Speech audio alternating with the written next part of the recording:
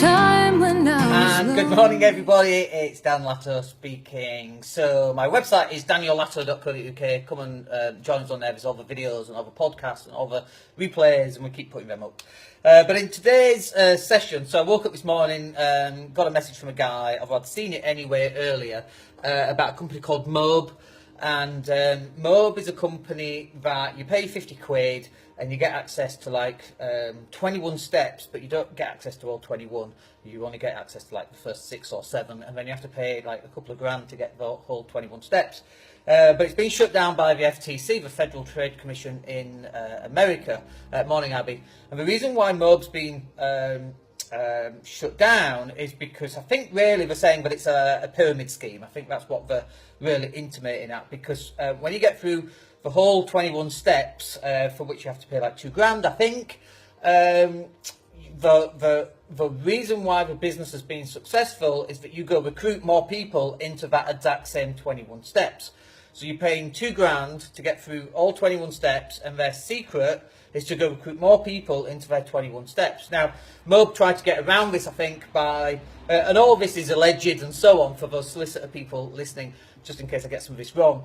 But, so MOBE tried to get around this by providing training and training courses and experiential events.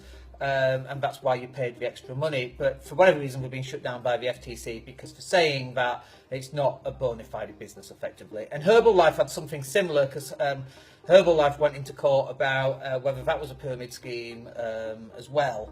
But actually, I think the Herbalife one was really about one particular guy hedging his bets on whether Herbalife will increase in value or decrease in value, and another guy going up against him and decreasing the price of the stock price by coming out with this lawsuit against Herbalife. But anyway, with MOBE, so this is my problem, okay? So I speak to a lot of people, and the guy that emailed me on Messenger, hey, if you're watching or listening, he was saying, have you seen this? And I was like, yeah, I've seen that. And he's like, I'm so glad that you told me not to go down the MOBE route. But I've been burned as well, by the way, not on MOBE, but I've been burned on other things, where you're putting your money in and you trust the people that are in it, only to find that money's disappeared and you're never going to see it again. Now, fortunately, I'm the kind of person that goes, and I lost 5 grand on one of them.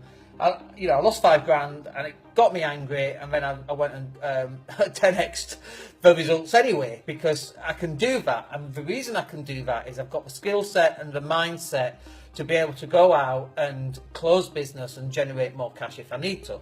So this is the problem that a lot of people have, is that they're going into a business, okay, and it might be a franchise business, it might be something like MOBE, it might be just like utility warehouse is a really good example. Let's take utility warehouse, where you go in with your pig-shaped business cards at networking events. God, I hate those people. And what they do is they're pushing somebody else's business, somebody else's product. And I've always said, right from day one, that's wrong. You should be pushing you as a brand, and one of the things that you have access to is cheaper gas and electricity, not I work for utility warehouse, we can get cheaper gas and electricity, because you should be building up your own database. So, for example, I know a person who works in MOBE and done very well from it, which is awesome, but now MOBE's gone under, I would doubt that they've got a database full of people. Like, I've been building up my database for the last couple of years, and we've been building up our social media contacts and that kind of thing. And we've been building up our skill sets. But when you're out there pushing, for example, utility warehouse, you might not be building up your own database. You might be, I hope that you are.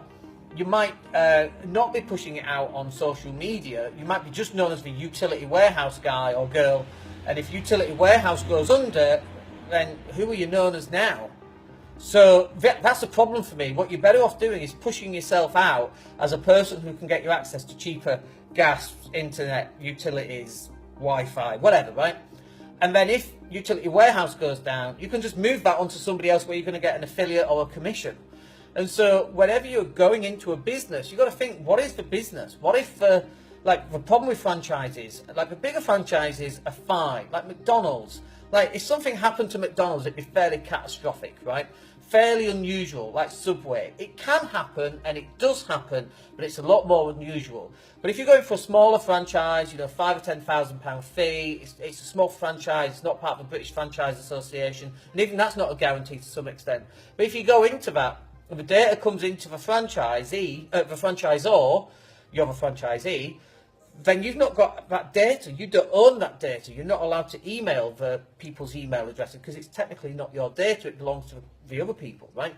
So in any business that you've got, you have to have in the back, if you're working for somebody else like Utility Warehouse or like if you're pushing MOBE, you've got to be building up your own database of people that know you, not just for MOBE, but they know you as an internet marketing person. And so you've got to then understand Google AdWords, Facebook ads, LinkedIn ads, Twitter ads, all of that paid social media. You've also got to understand sales funnels, okay? Because when you understand all of that, you've now got a skill set. So if MOBE goes under, you can still provide services and skills to other people for which you'll get paid. But now MOBE has gone, the person I know who works with MOBE, that income is, it's gone. And that for me is a problem. And I hope that they what's the word, repaired the roof while the sun was shining. I hope they put some money away just in case. Like, I don't know. But that's my problem with these type of businesses. And I would always say that you should be running your own business. You know, franchise is a great entry into a market.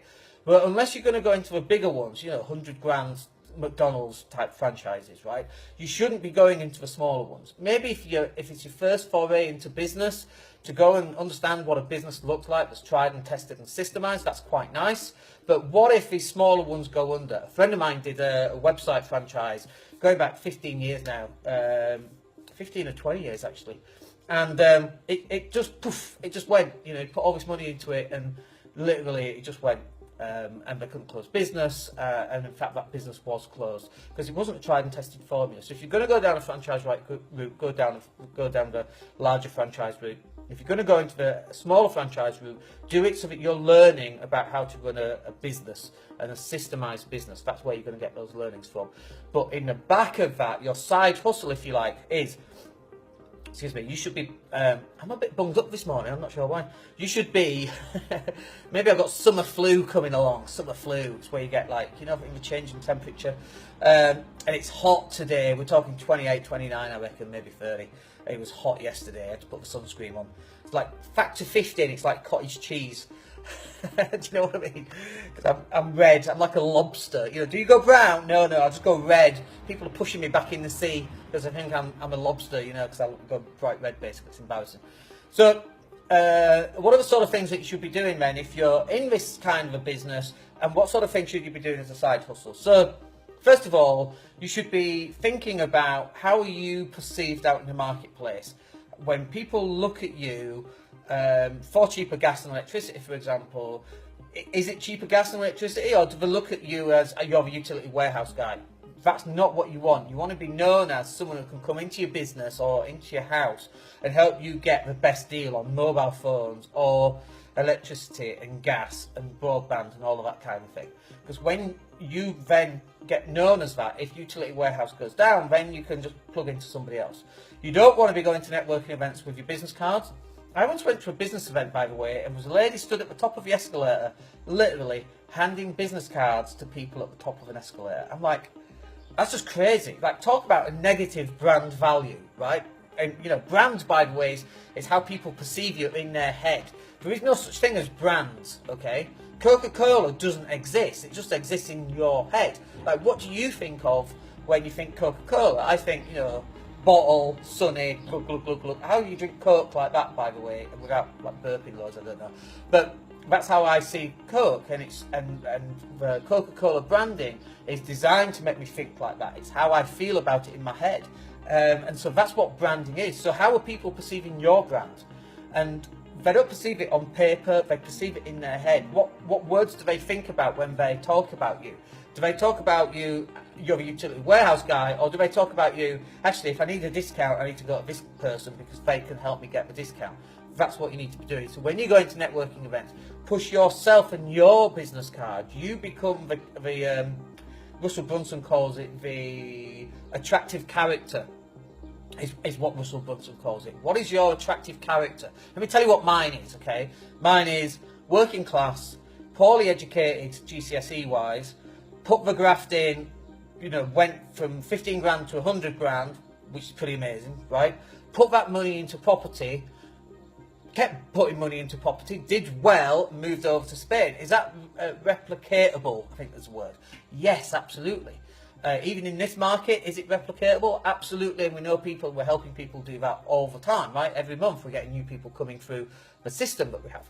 So that's my attractive character, and hopefully that's what people think about. They might go, well, Danny says it as it is. I think we mentioned this in yesterday's. We had a guy who was saying that we're not pretentious at all. And I think my joke was he was calling us common, but we quite like being common. With this accent, you've got no choice. But what's your attractive character, and how do people perceive you out in the marketplace? And so for me, my attractive character is this down-to-earth guy who says what he thinks, and I often get into trouble for that, by the way, but I don't really care. Sometimes I care, but generally not. Done all right for myself, highly skilled, quite funny, hopefully. That's my attractive character that I try and push out. Now, am I like that in real life? Yeah, I think I am, actually. But I've met other people where attractive character doesn't meet their real life persona, and I think you should be who you are in real life, right? So if you're a bit stroppy, then be stroppy out in the marketplace. People like that. If you're just funny, then be funny out in the marketplace. If you've got a great sense of humour and that kind of thing, you should do that as well. If you get annoyed at people being late, let people know you should be on bloody time. I'm a mixture of those, quite frankly. So that's your attractive character, and that's how you need to be presenting yourself out in the marketplace. So when something like MOBE goes down and you're working in it, you can then people know you for being the internet marketing person, you can just swap them onto something else. And you can say, oh, you need sales funnels. Speak to my mate Dan. Dan can help you do that, and you get a commission for helping people come onto my training courses and that kind of thing. We give you 20%, by the way, which is really cool. So if you get known as being that person, so I'll give you an example of if you have a travel agent working as an independent but working for a bigger company, you should be building up your own database, okay? You should be building up your own attractive character. How are you perceived in the marketplace? Because what if that business goes under? And I know everybody says, oh, not my business never go under. Woolworths, everybody. How about Woolworths? What about John Lewis's closing lots and lots of stores? Closing Next. Next has been struggling. M&S, for goodness sake. M&S was created in Leeds Market, I think. When you're coming into Leeds on the train, there's a thing on the wall that talks about M&S a little bit.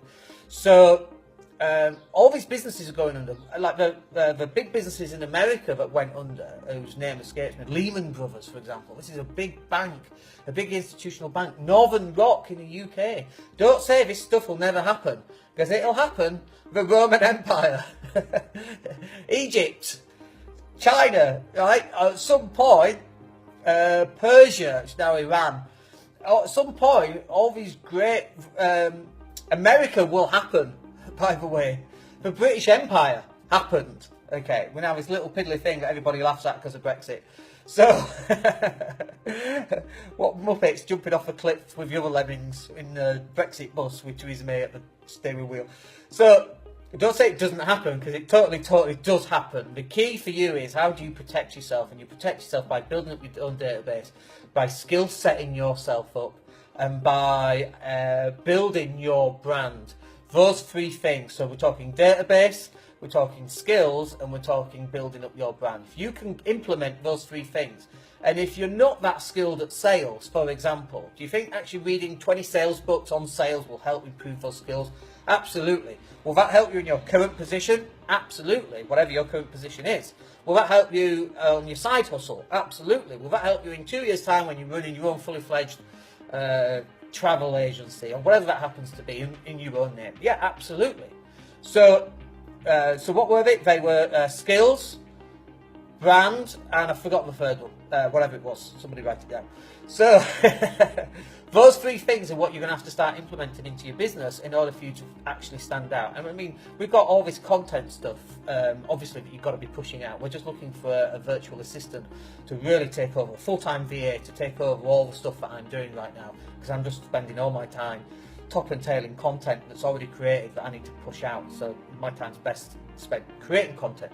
So look, I hope that's useful for you. I hope that you think, you start to think differently about your role in the business that you're in right now. And if it's your own business, getting more skilled up on sales and sales funnels, marketing funnels, on Facebook ads, and understanding a top-down view, so that when you speak to the experts on Facebook ads, you can then question them I do this with my accountant all the time, by the way. I've been with my accountant like 15 years now, in a 20-year career as being a property investor, maybe 14 years, something like that, but a long time, right?